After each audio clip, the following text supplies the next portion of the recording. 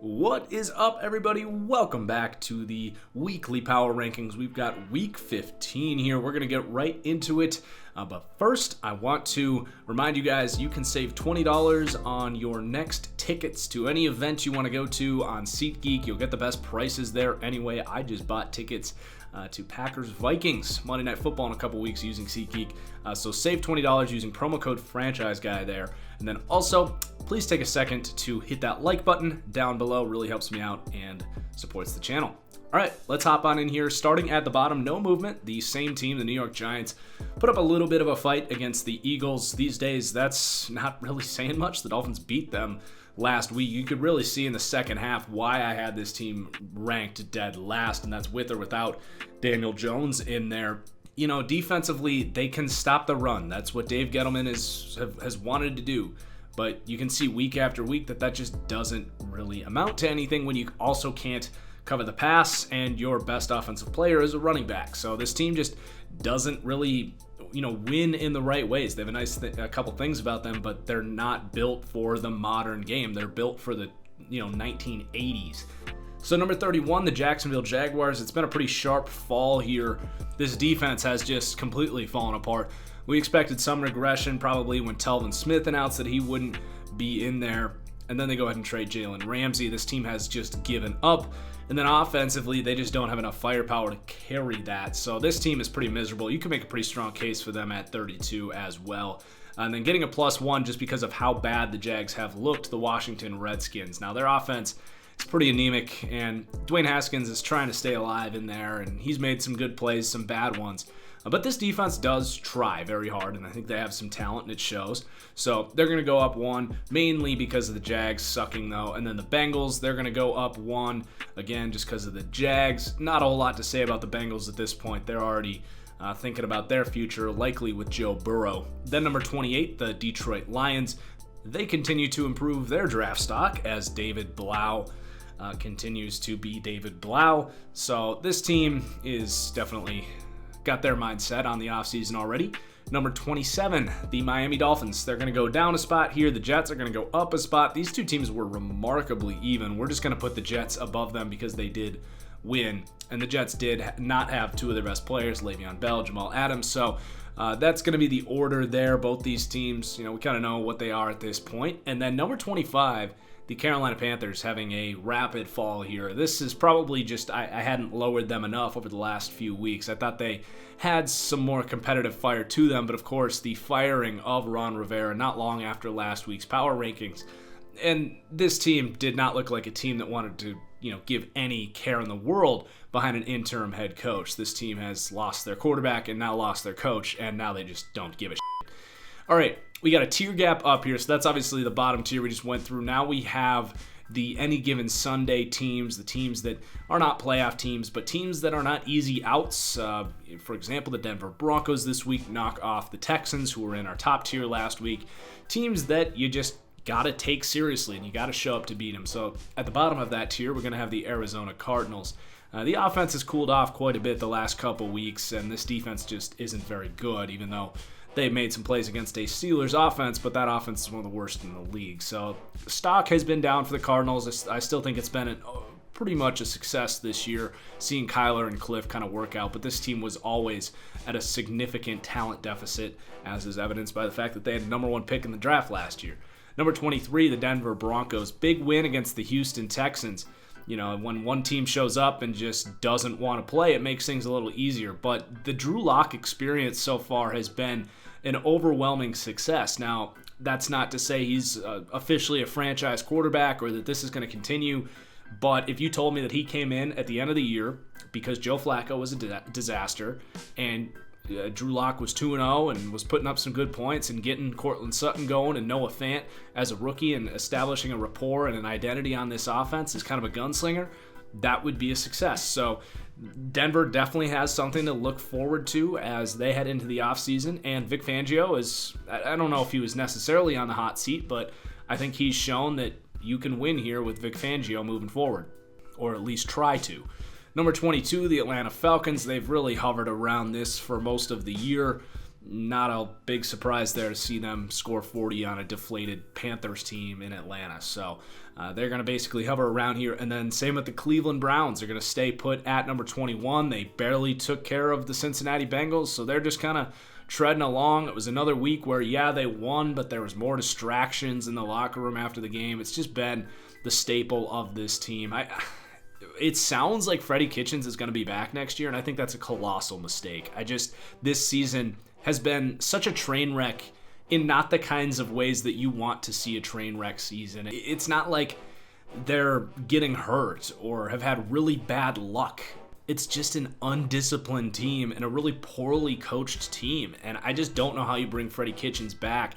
I honestly would have fired him the second he wore that shirt before the Steelers game and did nothing but inspire the Steelers to show up and play harder. Like, just a moronic move that I think really encaptures the entire story for the Cleveland Browns this year, and I don't know how you come back next year with that as your head coach. Number 20, the Oakland Raiders, continuing to drop off a little bit here.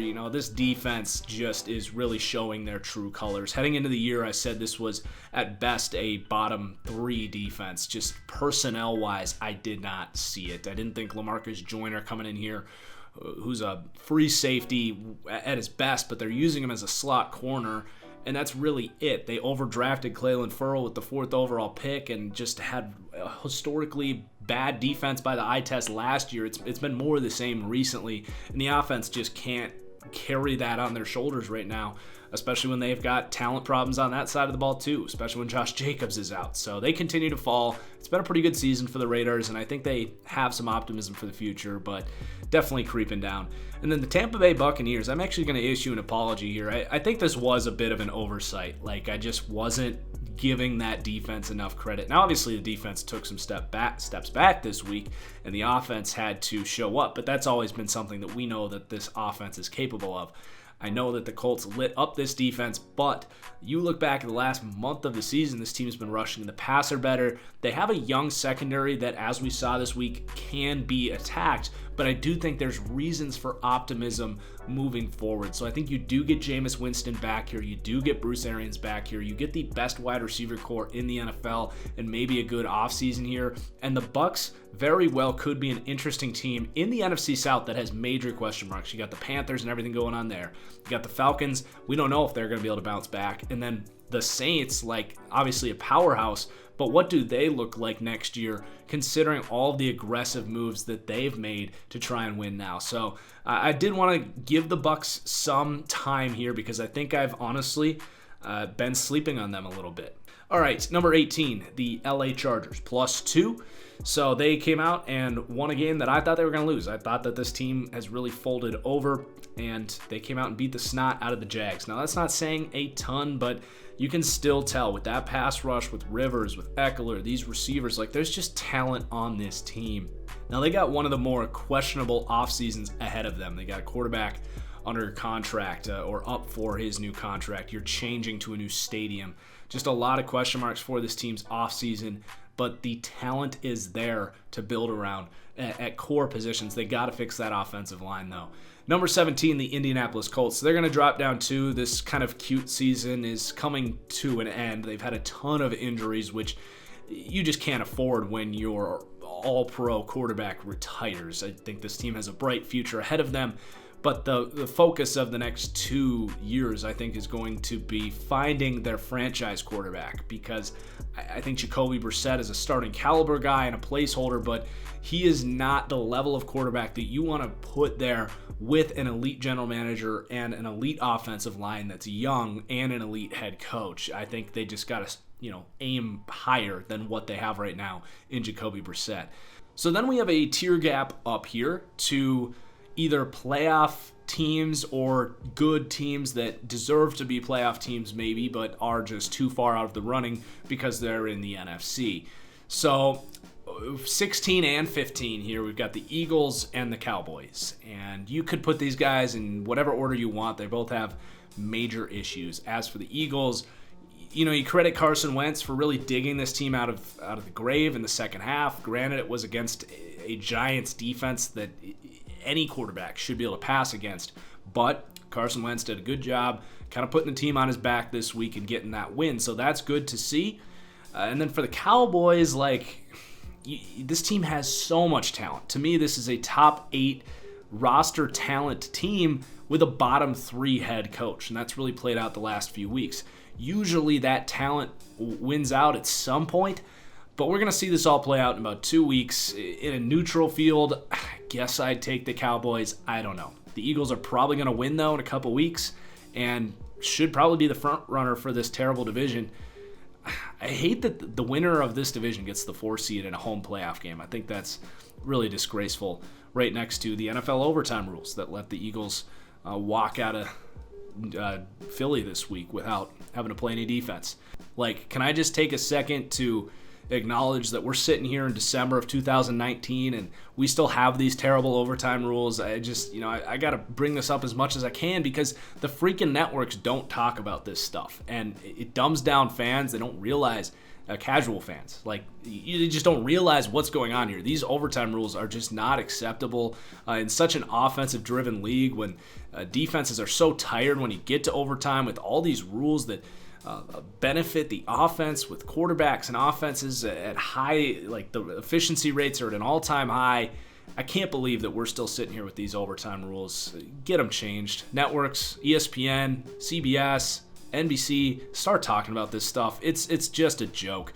All right, let's move on. The Pittsburgh Steelers at number 14. They're climbing up with their defense. The offense still continues to just be pretty abysmal. If it weren't for a punt return touchdown and a huge Deontay Johnson touchdown in this game, really couldn't do much, but that's been the staple of this team and how they've won games this year. It's not a team that's going to blow anybody out, but they're going to win with good defense. They're going to beat you between the margins. They're actually pretty similar to the New England Patriots right now. They just don't have Tom Brady. So they're going to go up +2, and then the Tennessee Titans are actually going to go up +1 here. They've been so impressive. Ryan Tannehill, to me, I've been saying Everson Griffin for Comeback Player of the Year. Obviously, the quarterback position gets a little extra boost for any kind of awards.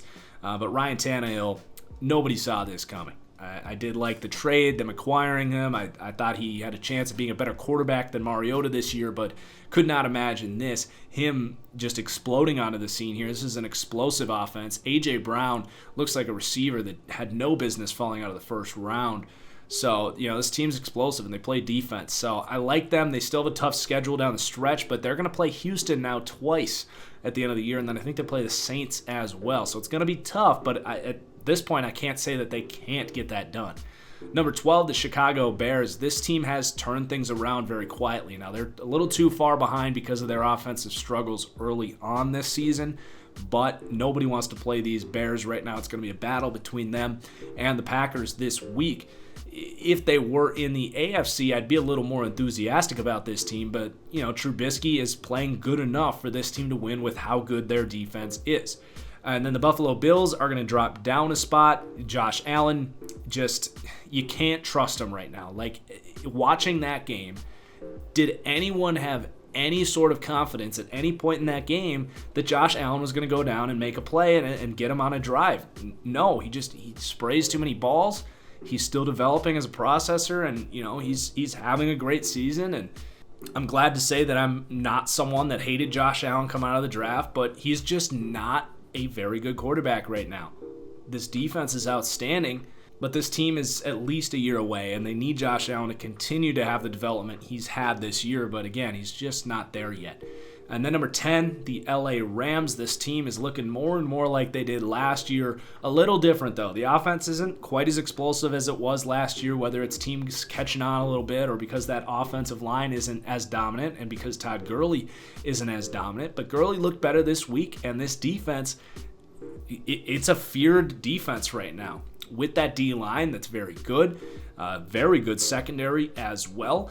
Obviously, they got just steamrolled by the Ravens. I don't know what that was, but in the last, 3 of the last 4 games, this defense has been outstanding. So the Rams are fighting their ass off for a playoff spot right now. It's going to be tough, but they got themselves into the mix here with the Vikings lost last week and then beating the Seahawks this week. It's been a big swing for them ever since that Ravens game.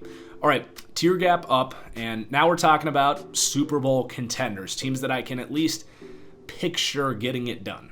And the Texans, to me, are still going to come on the back end of that tier based on what we said and saw last week. This offensive ceiling is incredibly high when Watson is clicking and these receivers are getting open at that rate.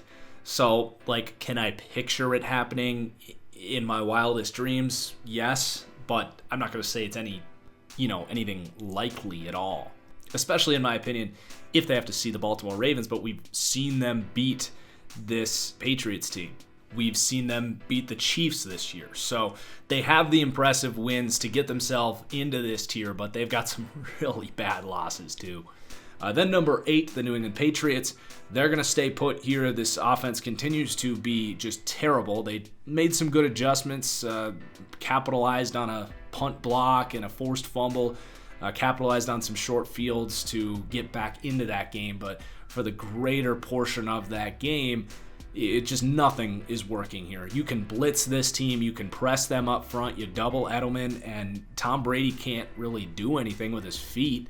So there's really not a whole lot this Patriots offense does that scares you at this point. But this defense is incredible, and Belichick's going to find ways to block punts and coach his way into games. So you can't count this Patriots team out. If they were playing in the Super Bowl this year, it wouldn't surprise me.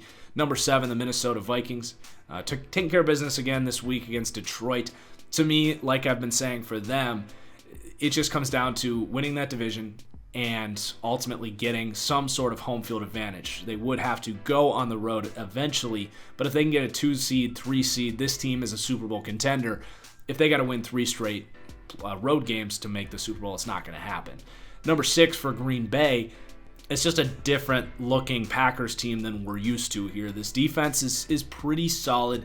Some holes in the secondary. I think Kevin King being out this week is interesting because he's been their biggest liability on that entire defense, even bigger than Blake Martinez. And he left the game or did not play today with an injury. So that puts second-round pick Josh Jackson into the mix. Thought he played pretty well this week. So is that a permanent change on that defense? We'll see.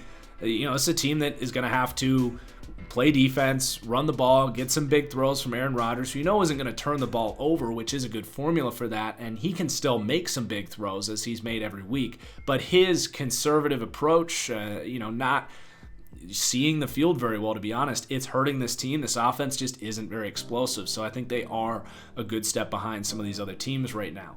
So then the Seattle Seahawks at number 5. This defense is not very good. And this team doesn't have a lot of talent outside of Russell Wilson. It's what I've been saying. Seahawks fans thought they should have been ranked 2 last week. They're very mad at me, and it all played out this week. This team just has it in them to lose like we saw against the Rams. When Russell Wilson can't make those spectacular plays that he's obviously capable of, but there's a high variance on those things. Those are hard to replicate on a week-to-week basis. It's just gonna lead to some inconsistent performances. This is a team that can win the Super Bowl. They can beat anyone, anywhere. They can go on the road. They can do it at home. But because of those weaknesses, they're a team that can lose to a lot of worse teams out there because of the talent differential. It's just not as wide with the Seahawks as it is with these other teams. So then the Kansas City Chiefs. This is an I told you so moment for me. This offense did enough against a really good Patriots defense on the road in Foxborough, getting the first road victory of any team in 21 straight games. So huge win for this Chiefs team. It was a statement win, but to me it was the way this defense looked. Now, pretty much every defense looks like this against the Patriots, but this defense has been better over the last few weeks. And that pass rush, since they got Chris Jones and Frank Clark back, it's really put the whole thing together. So it's a good-looking defense, and obviously we don't have many worries about this offense, who is now healthy with Mahomes and Tyreek Hill, and the left side of the line is healthy. So I picked the Chiefs to win the Super Bowl. Heading into the year, I said last week that people are sleeping on the Chiefs and that them to win the Super Bowl at 8-1 was a great bet, and I will stand by all of those things. I'm still picking the Chiefs to win the Super Bowl, even though they have a little bit to go before anyone is super confident in that. So then I do actually have a tier gap up here as we sit here today. So the New Orleans Saints at number 3. The last few weeks, it's been a team that's been very good on defense, but I thought looking back on their Week 13 performance, that offense opened up, and Drew Brees is looking incredible. And we saw it this week as he was just firing dots all over the field against the Niners defense, a really good Niners defense. So it can be an explosive offense, and we've seen this defense throughout the season be great as well. But it goes to show you, every time I doubt a defensive-minded team, this is why. Sometimes you run into Kyle Shanahan and Jimmy Garoppolo, and they're red hot, and I don't care if you have the number one defense in the NFL, I don't care if you have the number one defense in NFL history. In 2019, this comes back to what we said about overtime rules, it's an offensive league. And sometimes it's just too much, so it's good to see the Saints have the offense to match. So it's a tough loss as far as standings go. Now if the Packers win out, the Saints aren't going to get that first round bye. They'd have to go through Lambeau. It hurts them as far as their chances to win the Super Bowl, but as far as how you feel about this team, you feel pretty good because you saw that offense really open up, and we know this defense can play pretty well. So number 2, the San Francisco 49ers. Same thing for the 49ers. We've seen this offense really open up over the last few weeks, and Jimmy Garoppolo is, I think, starting to get into that MVP conversation. He has this win now, which is a huge, MVP moment, if you want to call it that. And I thought the win he had against a lesser Cardinals opponent, but he really put that team on his back in that Cardinals game in San Francisco a few weeks ago. So you've got a quarterback now that is itching up into, dare I say, elite territory. His ball placement still struggles, and he'll still make a couple head-scratching decisions under pressure, but you gotta keep in mind, this guy, he started as many games as Sam Darnold in his career, so he's still learning, and he looks incredible. So then, number 1, the Baltimore Ravens. This team continues to win and dictate games the way they want to do it. They don't get in a lot of third and longs. They play outstanding defense. This defense has been just eye-opening with what Harbaugh and this staff has done. And, their run game, I heard on the broadcast this week, they are going to shatter the record for rushing yards in a season. That is remarkable. And then you throw in the fact that you got the likely MVP at quarterback. It's just the best team in the NFL right now. So you'll notice no movement in the top 9. I think the power rankings held up pretty well this week. You can call it confirmation bias. I'm curious to know if you guys agree with those top 9 teams there. Definitely let me know in the comments below. Do hit that like button. Cheers as always, and we'll see you for the next one. Peace out.